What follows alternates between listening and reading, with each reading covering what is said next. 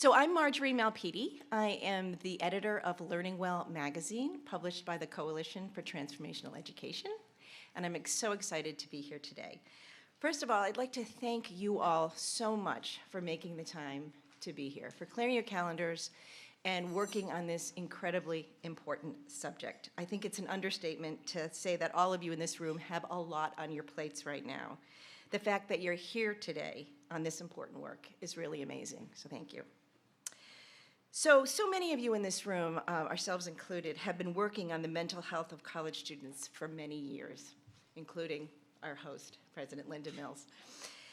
In this time of uncertainty and fear in higher education, I think our work here is more important than ever. Again, thank you. Many of you have been to this convening in the past and have seen it grow and evolve.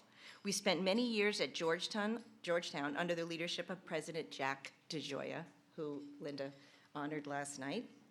And we are so pleased that Jack has passed the baton to Linda and NYU to host this year.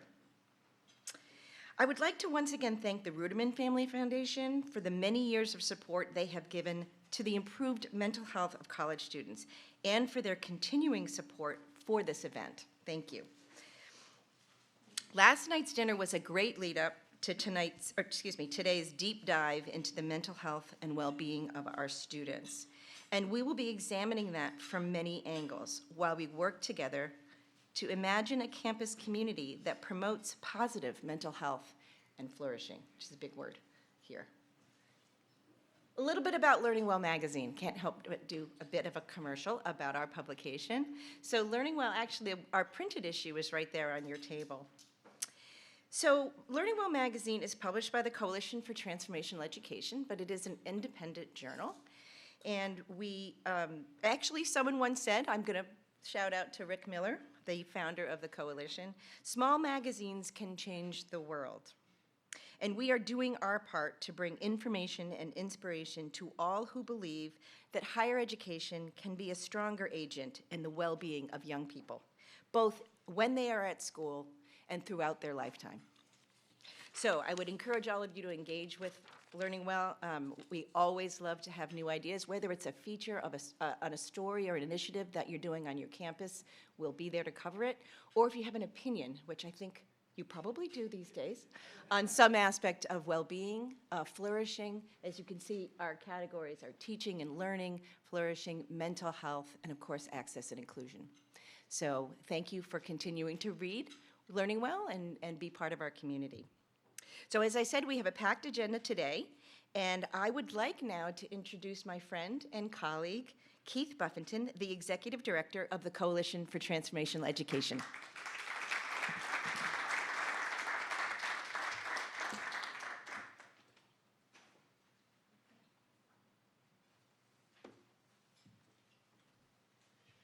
Thanks, Marge.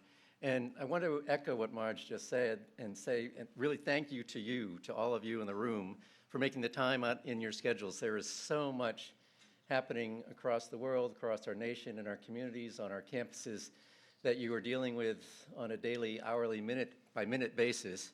And finding the time to focus on this event and our students in particular, their mental health and the well-being is incredibly important, and I thank you all for being here. As Marge said, I'm the Executive Director of the Coalition for Transformational Education. I was formerly Dean of Engineering at Bucknell University, a faculty member there for many years. I tried to retire, but Rick Miller convinced me that I should become the Executive Director of the Coalition. Rick, as Marge mentioned, is the founder. The Coalition really started in 2017 with a group of people, group of presidents really, came together in Chicago, focused on the idea, can't we do more for our students? Can't we do more for their mental well-being? Can't we do more for their lifelong well-being? And that group, some of the people in the room were part of that conversation, has grown over the years. We're now a group of almost 35 institutions across the country. It's an interesting group. It's a very diverse group in terms of the different types of institutions, land-grant institutions, small privates, some regional institutions like Olin College, which is focused specifically on engineering. And the purpose of the coalition is to provide an opportunity for people to come together, to recognize the challenges and the opportunities of what we can do, what you can do for our students and their student mental health, not just while they are students, but throughout their entire life. And I think that's incredibly important. Jonathan Haidt was talking about the formative years of young people last night, and talking about particularly in junior high school and high school. I think those formative years continue into college, of course, and we, as educators, have an opportunity to influence them, make a difference in their lives, help them, because there is so many challenges to their mental health, to all the things that they are dealing with in their life, based on the events around them, based on social media, based on everything else that's happening, and based on their own experiences. Maybe they're not maybe as well prepared as students were in the past to have conversations, to understand their own challenges, and to help them identify their own sense of identity, agency, purpose, character, which will serve them so well throughout the rest of their lives. So we in the coalition are very thankful for Rick Miller to get us started. We continue into the future. There are some member institutions here in the room. If others are interested in learning more, I'd be happy to have conversations. I've had a few conversations already last night and today. Coalition has its national conference coming up at the end of March. Hopefully we'll see a few of you there. March 31st and April 1st at the University of Miami. We have an exciting program which will cover a lot of different things related to student well-being and lifelong well-being. We have some great keynote speakers. We have Michael Lamb from Wake Forest University, talking specifically about some of their leadership and character initiatives. Some of you may be part of their programs, which is quite exciting. We have Eric Mazur from Harvard talking about problem-based learning and how it relates to student well-being.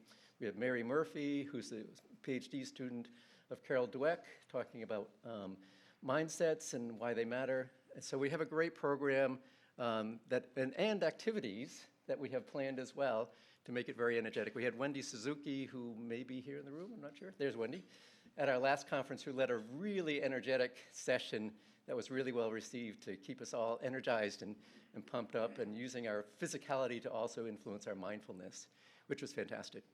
I also want to add, so if you're interested in the conference, we can certainly send you more information.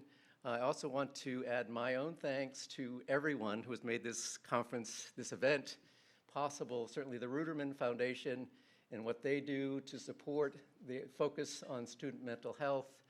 Certainly NYU and President Mills, and providing us with the facilities and the people and the organization and the logistics that make this all possible. And of course, Learning Well and the people who are part of that, Marge and Dana and Anna is here somewhere in the back, who have worked tirelessly to make this all possible. And again, thank you to you for being here and being part of this. So I think I hand it back to you, Marge, at this point? No, me. Oh, to you, sorry, to Dana. Thank you for being here.